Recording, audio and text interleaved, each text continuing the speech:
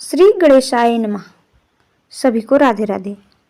आज हम आपको कार्तिक माह के कृष्ण पक्ष की एकादशी रमा एकादशी की कथा और विधि बताएंगे। चतुर्मास की अंतिम एकादशी रमा एकादशी मानी जाती है। रमा एकादशी के बाद देव उठानी एकादशी आती है और चतुर्मास का अंत हो जाता है। साथ ही दिवाली से पहले रमा एकादशी के दिन माता लक्ष्मी की पूजा करने का सबसे अच्छा मुहूर्त माना जाता है और इस दिन के उपवास से ही माता लक्ष्मी की आराधना शुरू हो जाती है, जो दिवाली पूजन तक चलती है। माता लक्ष्मी को रमा भी कहा जाता है, इसलिए कार्तिक मास की इस एकादशी को भगवान विष्णु के साथ माता लक्ष्मी की भी पूजा करनी चाहिए। शास्त्रों के अनुसार माँ लक्ष्मी के नाम पर ही इस एकादशी को रमा एकादशी कहा जाता है। इस व्रत के करने से माँ लक्ष्मी का आशीर्वाद प्राप्त होता है, जिससे घर में सुख समृद्धि का वास होता है। रमा एकादशी की विधि इस प्रकार है।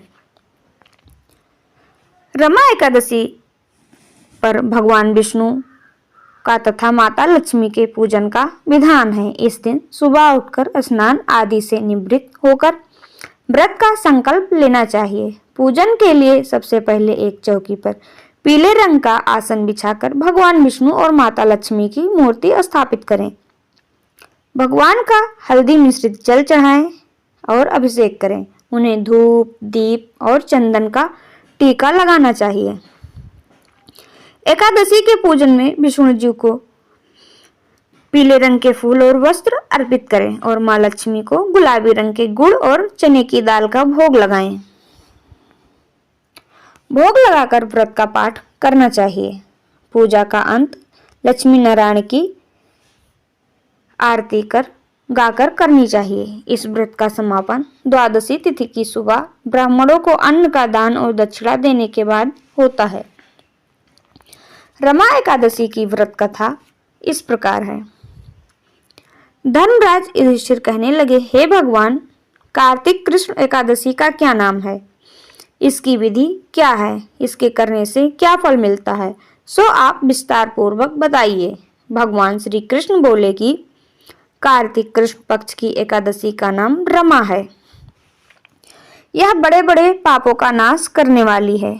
इसका महात्म्य मैं तुमसे कहता हूँ, ध्यान पूर्वक सुनो।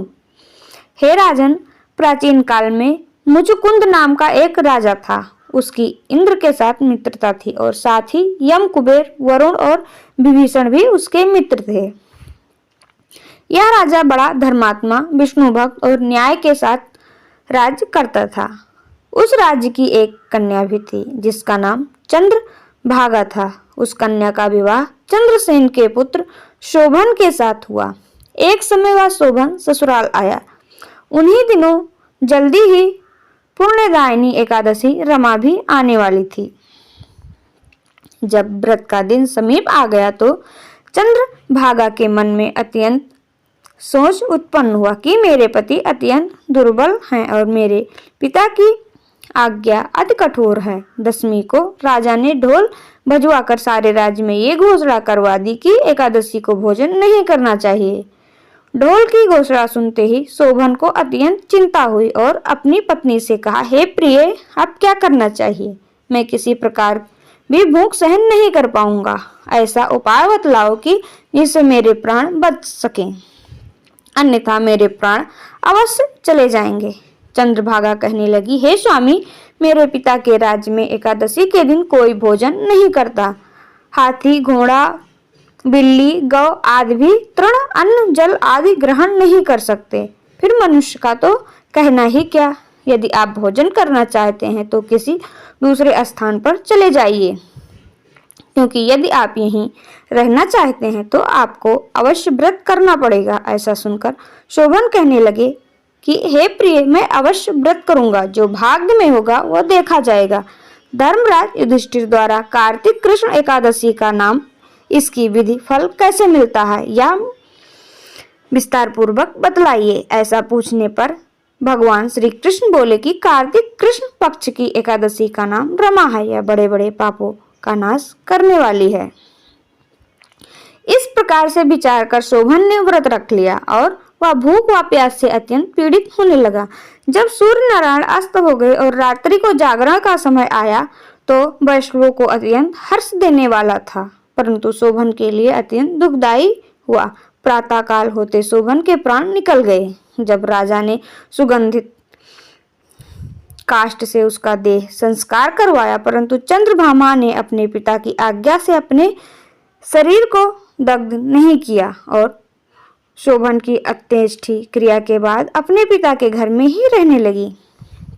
रमा एकादशी के प्रभाव से शोभन को मंदराचल पर्वत पर धन धान से युक्त तथा शत्रुओं से रहित एक सुंदर देवपुर प्राप्त हुआ। वह अत्यंत सुंदर रत्न और वैदुर्मणि जड़ित स्वर्ण के खंभों पर निर्मित अनेक प्रकार की स्फटिक मणियों से सुशोभित भवन में बहुमूल्य वस्त्र आभूषणों तथा छत्र व चमर से विभूषित गंधर्व और अप्सराओं से युक्त सिंहासन पर आरूढ़ ऐसा शोभामान होता है मानो दूसरा इंद्र विराजमान हो।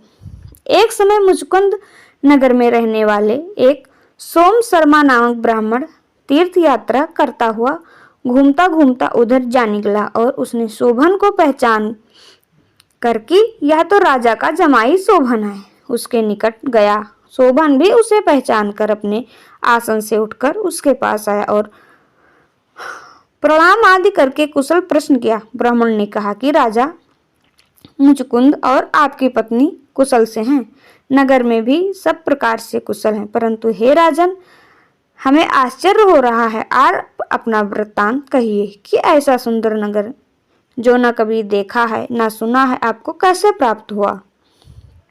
तब शोभन बोला कि कार्तिक कृष्ण की रमा एकादशी का व्रत करने से मुझे यह नगर प्राप्त हुआ है, परंतु यह अस्थिर है या स्थिर हो जाए ऐसा उपाय कीजिए। ब्राह्मण कहने लगे, हे राजन, यह स्थिर क्यों नहीं है और कैसे स्थिर हो सकता है, आप बताइए, फिर मैं अश्वमेध यज्ञ का उपाय करूंगा।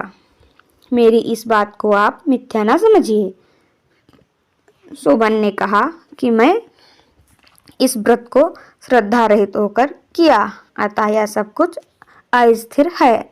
यदि आप मुचकुंद की कन्या चंद्रभागा को यह सब वृत्तांत कहें तो यह स्थिर हो सकता है। ऐसा सुनकर उस श्रेष्ठ ब्राह्मण ने अपने नगर लौटकर चंद्रभामा से सब वृत्तांत कह सुनाया। ब्राह्मण के वचन सुनकर चंद्रभागा बड़ी प्रसन्नता से ब्राह्मण से कहने लगी कि हे ब्राह्मण, ये सब बातें आपने प्रत्यक्ष देखी है या स्वप्न की बातें कर रहे हैं।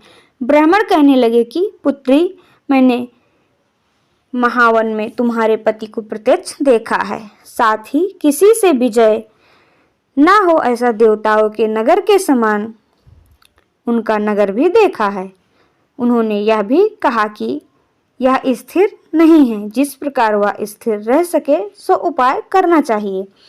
चंद्रभागा कहने लगी, हे विप्र, तुम मुझे वहां ले चलो, मुझे पतिदेव के दर्शन की तीव्र लालसा है। मैं अपने किए हुए पुण्य से उस नगर की स्थिर बना दूंगी। आप ऐसा कीजिए जिससे यह हमारा संयोग हो, क्योंकि वियोगु को मिला देना महापुण्य है। सोम शर्मा यह बात सुनकर चंद्रभागा को लेकर मंदराचल पर्वत के समीप वामदेव ऋषि के आश्रम में गया। वामदेव जी ने सारी बात सुनकर वेद मंत्रों से उच्चारण से चंद्रभागा का अभिषेक कर दिया। तब ऋषि के मंत्र के प्रभाव और एकादशी के व्रत से चंद्रभागा का शरीर दिव्य हो गया और दिव्य गति को प्राप्त हुई।